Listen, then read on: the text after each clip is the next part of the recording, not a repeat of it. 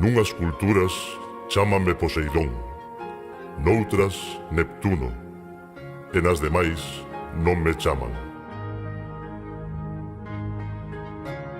Tuven que mandarvos o meu exército personal de bichicomas, criados especialmente dun desove defectuoso, para alertarvos do peligro que vos ven en riba. Vaivos comer a merda. Faivos un mundo de gracia ver os viniños nas playas poñendo ovo, e despois andan os toletes aboiados sin rumbo. Arriades ao mar latas, plásticos, bicicletas, rodas de camión e hasta topamos un Mercedes, que é no que andamos nós ahora. Todo eso cómeno as fanecas que refervedes pa as 12. Hai xente que leva ano e medio de sicho, e nin co tinto que recetaba Grandío se pode curar eso. Colledes pulpiños de medio kilo, marisco ovado. Non toda a culpa é dos pupilos que viñan o Bran a mariscar. Pescades os nosos miniños. Deixade que enreden un pouco no con das señoritas e que vayan á escuela de Doña Tartarexa. Mi que sodes malinos. Tendes aos nosos irmáns encarcelados en acuarios sin ser culpables de nada. Os delfíns, as baleas, as focas e os leóns marinos son criaturas maravillosas que aman e sufren como a vos. Por que facedes eso? Convertístedes os ollos de todas as criaturas do mar nun chorar sen fin.